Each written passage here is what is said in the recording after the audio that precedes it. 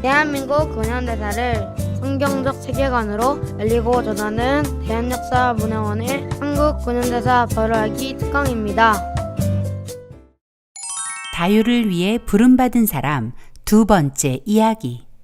이번 시간에는 조선 백성을 자유케 할 인도자로 지명된 이승만을 위한 신병 훈련소이자 도서관이며 대학이 된 한성 감옥으로 안내하겠습니다.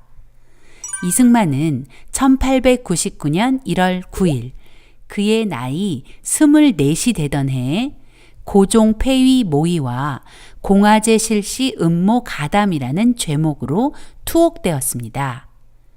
고종 폐위 모의라는 것은 영모에 해당하는 중죄였습니다. 이승만과 함께 투옥된 동지들은 자신들의 목숨이 경각에 달려 있다고 생각했습니다. 만민공동에도 해산된 마당에 자신들을 구명할 대책이 없다고 생각한 것입니다. 최정식과 서상대는 이승만에게 탈옥을 권유했고 주시경은 이들의 탈옥을 위해 권총까지 준비해 주었습니다. 1899년 1월 30일 이승만은 투옥된 지 21일 만에 서상대, 최정식과 함께 탈옥을 감행합니다. 그러나 곧바로 병사에게 잡혀 이승만의 탈옥은 실패로 막을 내렸습니다. 서상대만 무사히 탈옥에 성공했고 최정식은 중국으로 도망치려다가 체포되어 교수형에 처해졌습니다. 탈옥도 중죄인데 간수에게 총을 쏴 상해를 입혔기 때문입니다. 이승만은 총을 소지하기는 했지만 총을 쏘지 않은 덕분에 태 100대를 받고 종신형을 선고받았습니다. 사람의 생각으로는 참 운도 없다라고 생각할 수 있지만 이승만의 투옥과 탈옥 실패는 이승만의 인생의 새로운 출발점이 되었습니다. 이승만이 종신형을 선고받은 후 서울에는 이승만이 곧 사형당할 것이라는 소문이 파다했습니다. 1899년 3월 19일자 황성신문은 그 상황을 이렇게 기록하고 있습니다. 풍설을 들은즉 이 씨가 인류를 면하기 어렵게 되었다. 기왕의 조칙 중에 미결수는 판결할 때에 감 1등하라 하셨으니 법관들이 조칙대로 시행할 지경이면 이 씨의 누명을 보존할 듯 하다더라. 이승만이 사형을 당할 것 같은데 판결이 나지 않은 죄수에게는 조금이라도 감형받을 수 있는 기회가 있다는 조항이 있으니 판결하는 사람들이 너그럽게 봐준다면 사형을 면할 가능성이 조금은 있다는 것입니다. 이승만의 아버지는 아들의 사형 소문이 들릴 때마다 아들의 시신을 수습하려 한성 감옥에 왔고 마음을 쓸어내리며 돌아가곤 했습니다. 한성 감옥은 너무나 끔찍한 곳이었습니다. 한마디로 생지옥이었죠. 위생 상태는 엉망이어서 더럽고 악취가 풍겼습니다. 감방은 너무 좁아서 편히 눕는 것은 고사하고 다리를 펴는 것도 힘들 지경이었습니다. 한 사람에 허용되는 공간은 고작 가로, 세로 70cm 정도밖에 안 되었으니까요. 1902년 6월 한성 감옥에 수감되어 약 2년 동안 이승만과 함께 수감 생활을 한 김형섭에 의하면 한성 감옥이 얼마나 비위생적이고 비좁았는지 알 수 있습니다. 김형섭이 처음 한성 감옥에 투옥되던 밤, 김형섭이 마주한 감방은 악취가 진동하여 문틈을 통해 숨을 쉬어야만 버틸 수 있었습니다. 또 아침이 되어 감방 안을 둘러보니 감방 한 칸에 50여 명의 사람들이 진흙 속 뱀장어처럼 벌거벗은 채로 앉아서 잠을 자고 있었다고 합니다. 뿐만 아니라 한성 감옥은 날마다 무서운 고문이 이어졌습니다. 특별히 정치범들에게는 너무나 가혹한 곳이었습니다. 정치범들은 대부분 긴 칼을 목에 메고 발에는 족쇄가 채워져 있었습니다. 더구나 논리도 없이 막말을 뱉어내는 일반 잡범들 사이에서 느끼는 모욕감은 이승만과 같은 정치범들을 더 고통스럽게 했을 것입니다. 에디 선교사의 글을 보면 한성 감옥에 수감된 정치범들의 고통을 짐작하게 합니다. 그들의 감옥이란 이루 형언할 수가 없다. 자백을 받아내거나 남을 연루시키기 위해 자주 고문을 가하고 그곳엔 죄수들의 인권은 존재하지 않았습니다. 또 정치범들은 흉악범, 무례한들 속에서 간수들과 동료 잡범들에 의해 잔인하게 취급받았습니다. 즉, 정치범들이 겪는 고문은 죽음의 고통이었습니다. 비위생적인 한성 감옥은 벌레가 득실거렸습니다. 특히 빈대가 많았죠. 김형섭의 증언에 의하면 나를 고통스럽게 한 것은 칼의 무게가 아니라 발끝에서 목까지 온 몸에 기어오른 빈대의 물이었다. 빈대는 온몸이 온통 빨갛게 부풀어 오를 때까지 피를 빨아먹었다. 그러나 칼과 형틀에 묶여있던 나는 방어할 방법이 없었다. 가끔 나를 불쌍히 여긴 간수들이 빈대무리를 내 몸에서 쓸어내 주었지만 빈대는 사라질 리 없었다.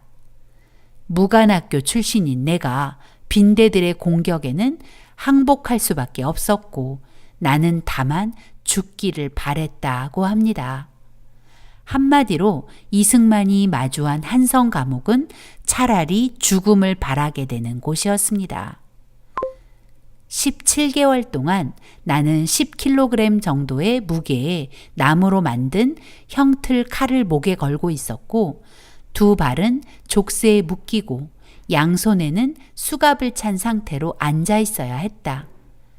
다른 죄수들은 여러 차례 몰래 들여 아침 신문에서 내가 밤사이에 처형되었고 내 부친이 내 시신을 찾아가 묻기 위해 감옥소로 왔다는 기사를 눈물로 읽어주곤 했다. 사형 선고를 받은 한 살인자가 나와 같은 나무칼에 묶여 있었다. 어느 날 아침 형무소 문이 갑자기 활짝 열리더니 간수와 사형 집행인 그리고 순검이 감방 안으로 뛰어들어왔다. 모두들 나를 쳐다보았고 나는 사형 집행인에게 인도되기를 기다리고 있었다. 그러나 그들이 나무칼을 풀었을 때 그들은 살인자를 데려가고 나를 다시 묶어두었다. 내가 다음 차례일 거야 라고 내 자신에게 말했고 내가 빨리 죽어 이 고통에서 벗어났으면 하고 바랬다. 이승만의 마음은 가난할 대로 가난해졌습니다. 신문과 만민공동회를 통해 조정을 신랄히 비난하던 이승만은 이제 온데간데 없었습니다. 한성 감옥의 극한의 환경과 고통 속에서 언제일지 모르는 죽음에 대한 두려움과 공포는 이승만을 가난한 마음의 소유자로 만들었습니다. 어두운 감옥 속에 가두었을 때 나는 두려워 혼자 이런 생각을 했다. 나는 이 세상에 있는 것이 아니다. 조금만 있으면 다른 세상에 갈 터인데 저 외국 사람들이 나에게 말해준 예수를 믿지 않았기 때문에 그 세상의 감옥에 가 있게 될 것이다. 그때 나는 그들이 말하던 예수를 믿지 않고 있었다.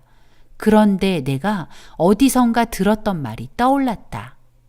내가 너의 죄를 회개하면 하나님께서는 지금이라도 용서하실 것이다 라는 말인데 그 말이 나의 마음에 떠오르자마자 나는 나의 목에 걸려있던 나무칼에 머리를 숙이고 오 하나님 나의 나라와 나의 영혼을 구하여 주시옵소서 하며 기도했다.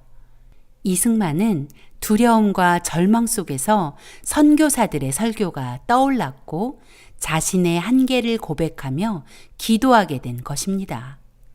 자신도 모르게 이런 기도를 한 이승만은 하나님에 대해 알고 싶어졌습니다. 이승만은 에비슨 선교사에게 영어 성경을 부탁했습니다. 에비슨 선교사는 에디 선교사를 통해 신약 성경을 반입해 주었습니다. 이승만은 성경을 받고 너무나 기뻤다고 합니다. 하지만 한성 감옥에서는 어떤 종교 서적이나 신문조차도 허용되지 않았고, 더구나 형틀에 묶인 상태에서 성경을 읽는다는 것은 불가능한 일이었습니다.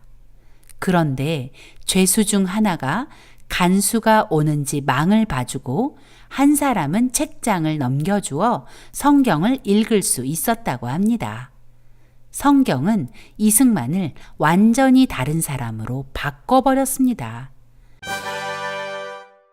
여전히 그는 좁고 더럽고 벌레가 득실거리는 한성 감옥에 있었지만 이제 그의 마음은 더 이상 갇힌 자가 아닌 자유인이었습니다.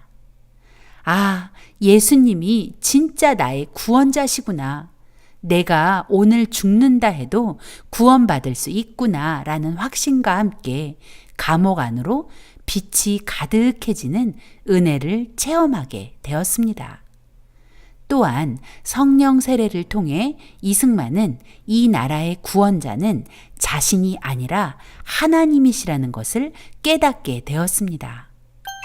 그리고 그의 첫 기도가 자신의 의지로 한 기도가 아니라 성령의 인도하심이었다는 것을 알게 되었죠. 오 하나님, 나의 영혼을 구원하여 주옵소서. 그리고 나의 나라를 구원하여 주옵소서. 이 기도는 개인의 구원에서 끝나지 않고 구원의 목적이 있다는 고백입니다.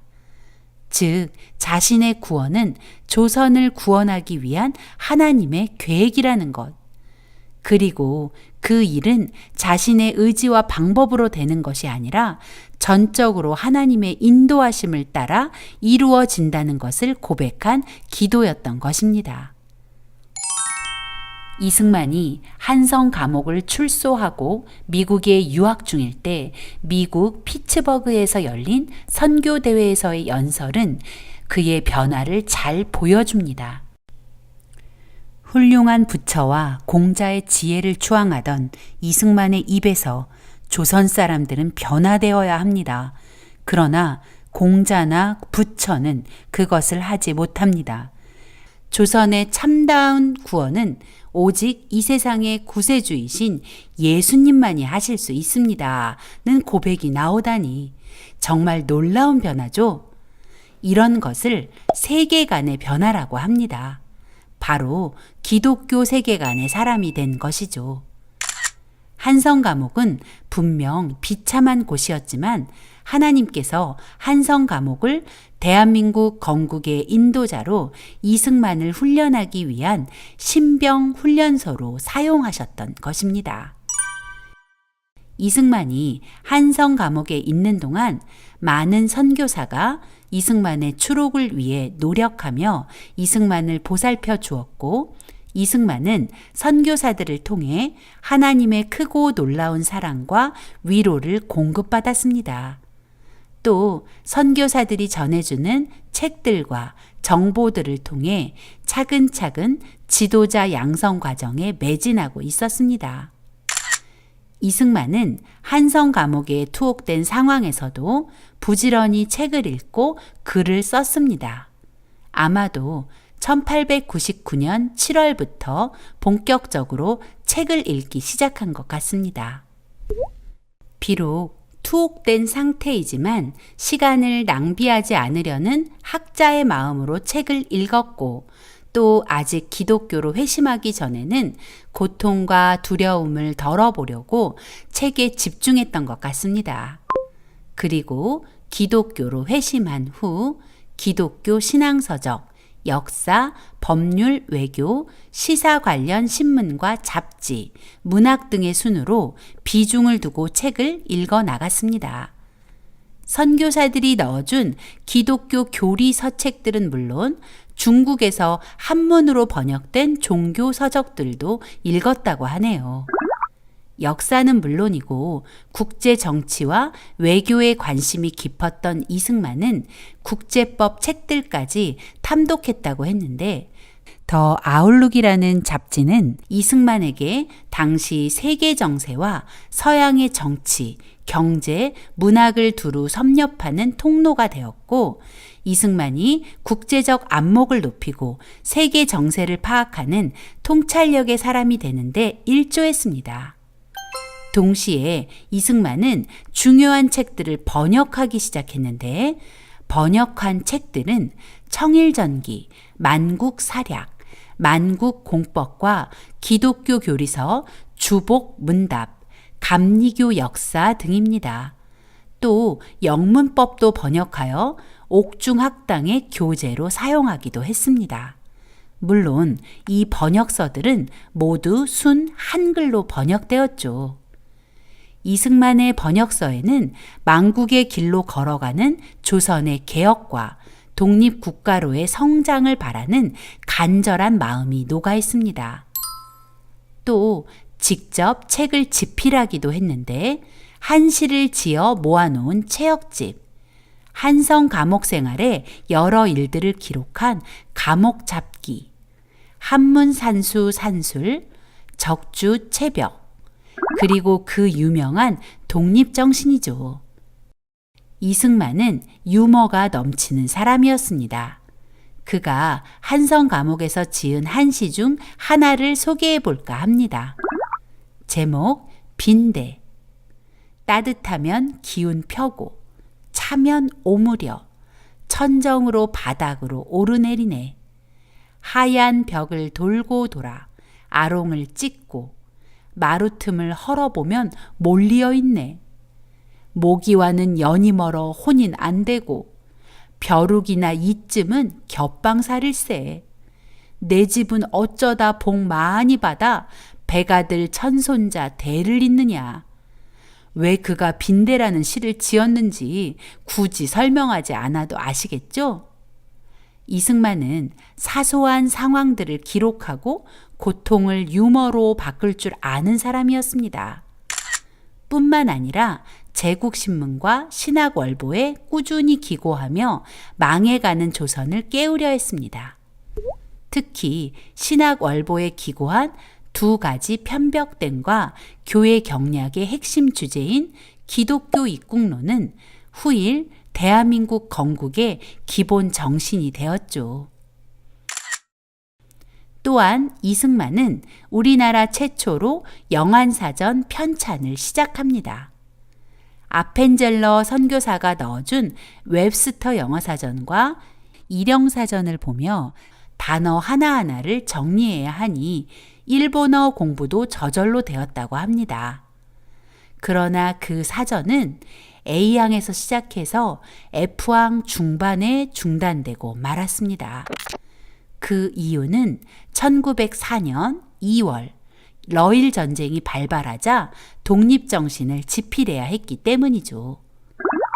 신흥우는 이승만을 위해 빨간 물감을 몰래 반입시켜주며 이승만이 글을 쓸 수 있도록 도움을 주었고 1900년 2월 한성 감옥에 새 서장으로 부임한 김영선은 이승만이 많은 책을 읽고 글을 집필하도록 보호자가 되어주었습니다. 이런 사실들은 오랜 벗 신흥우의 증언으로 확인할 수 있습니다. 그 당시 감옥은 곡식 창고를 개조한 것이었는데 흙바닥엔 돗자리를 깔았고 겨울엔 난로를 주지 않아 죄수 각자가 이불을 가져다 썼다. 글을 쓸 수 있는 그 무엇이나 책은 일체 못 들여오게 되어 있었지만 간수들은 우리 일을 묵인해 주었다. 우남은 일영사전을 가지고 있었고 아펜젤러와 벙커씨는 잡지 뉴욕 아웃룩과 독립신문을 들여보내 주었다. 죄수들은 일척직경쯤 되는 항아리를 가질 수 있었는데 이승만은 그 항아리를 눕혀놓고 그 속에 몰래 들여온 양초를 켜놓고 공부를 하곤 했다. 간수들이 올 때는 항아리를 벽 쪽으로 돌려놓으면 불이 보이지 않았다. 이승만은 그러면서 영어를 공부했다. 미국 잡지들이 그의 교과서였다. 그는 붉은 물감을 몰래 들여와 잉크를 만들어 낡은 잡지에 붓 글쓰기 연습도 하였다. 그리고는 눈을 감고 잡지에서 읽은 문장들을 외웠다. 그는 사전에 있는 영어 단어를 모두 외우는 것이었다. 이승만은 절망의 상황에서도 시간을 허비하지 않았습니다. 특히 그가 기독교로 개종하고 난 후 그는 더 열심히 공부하고 자신이 깨달은 바를 글로 옮겼습니다.